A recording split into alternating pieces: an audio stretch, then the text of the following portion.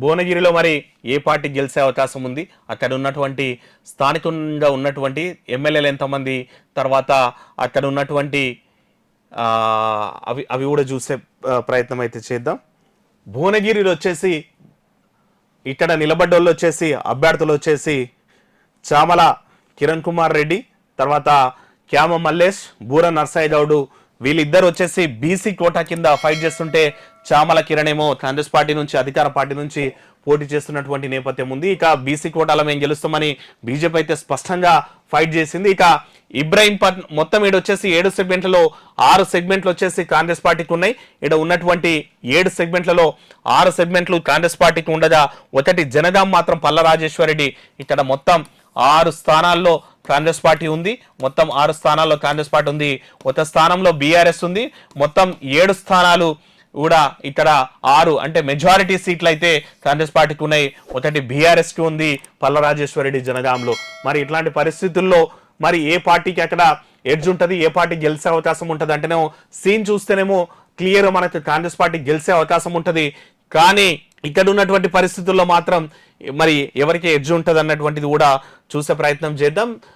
BJP INC can with 15K majority may take BJP అనేటువంటిది కూడా very tight fight లో భువనగిరి చూపిస్తున్నటువంటి నేపథ్యం ఉంది. బీజేపీ ఎందుకంటే బుర్రాకున్నటువంటి ఛాన్సెస్ ఏంటివి, ఇక కాంగ్రెస్ కు చామలకు ఉన్న కాంగ్రెస్ ఉన్నటువంటి ఛాన్సెస్ ఏంటంటే చామల వచ్చేసి అక్కడ ఉన్నటువంటి 6 మంది ఎమ్మెల్యేలు చామలకే ఉన్నారు. కోమటిరెడ్డి ఫ్యామిలీ సంబంధించినటువంటి మొత్తం ప్రభావం కూడా ఇక్కడ చామలకి కలిసి వచ్చే అంశము. ఇక కాంగ్రెస్ పార్టీ బలంగా ఉన్నటువంటి నేపథ్యం కూడా ఇక్కడ భువనగిరిలో కాంగ్రెస్ కు ఉన్నటువంటి నేపథ్యం ఉంది. కానీ బీజేపీకి ఏంటంటే బీసీ ఓటు బ్యాంకు, తర్వాత బీసీ ఓటు, తర్వాత గౌడ కమ్యూనిటీ కూడా అక్కడ గట్టిగా పనిచేస్తుంది. ఇంకొన్ని ఈక్వేషన్స్ కూడా కాంగ్రెస్ పార్టీ నుంచి క్లాస్ ఓటింగ్ కూడా ఇక్కడ బీజేపీకి జరిగింది అన్నటువంటిది కూడా నడుస్తుంది. ఇక బీఆర్ఎస్ క్లాస్ ఓటింగ్ కూడా బీజేపీకి కలిసి వచ్చే అంశం అన్నటువంటిది కూడా నడుస్తుంది. ఈ రెండు వర్కౌట్ అయితే మాత్రం బీజేపీ ఐఎన్సీ మధ్య వెరీ టైట్ ఫైట్ ఉందంట. కేవలం 15,000 లీడ్ తోటే ఎవరు గెలిచినా, బీజేపీ గెలిచినా తర్వాత ఐఎన్సీ గెలిచినా సరే 15,000 లీడ్ తోటే గెలుస్తారు. ఇబ్రాహీంపట్నం వచ్చేసి కాంగ్రెస్ ఎడ్జ్ ఉంది, ఎందుకంటే అక్కడ సిట్టింగ్ ఎమ్మెల్యే ఉన్నారు. మునుగోడు వచ్చేసి బీజేపీకి ఎడ్జ్ ఉంది, భువనగిరి బీజేపీకి ఎడ్జ్ ఉంది, ఎందుకంటే నకిరేకల్ కాంగ్రెస్ ఎడ్జ్ ఉంది, తుంజతుర్తి కాంగ్రెస్ ఎడ్జ్ ఉంది, ఆలేరు బీజేపీకి ఎడ్జ్ ఉంది, జనగాం వచ్చేసి టైట్ ఫైట్ ఉందంట. ఎందుకంటే ఎక్కడైతే బీఆర్ఎస్ సంబంధించినటువంటి ఉందో అక్కడ క్లాస్ ఓటింగ్ జరిగింది, బీఆర్ఎస్ ఓటు బ్యాంకు మొత్తం కూడా బీజేపీకి టర్న్ అయింది అన్నటువంటి మాట ఉంది.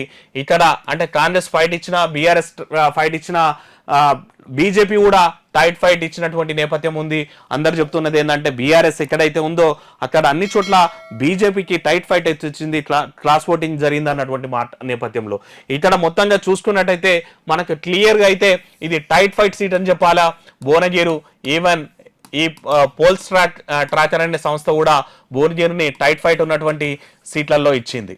సో ఇది భువనగిరి సంబంధించినటువంటి ఈ సీట్ను కూడా ఇప్పటి వరకు అయితే మనం క్లారిటీగా ఏ ఎగ్జిట్ పోల్ కూడా వీళ్ళు గెలుస్తారు అని చెప్పాలి. ఈవెన్ ఈ పోల్ ట్రాకర్ కూడా చెప్తున్నది ఏంటంటే ఇక్కడ టైట్ ఫైట్ ఉందనే.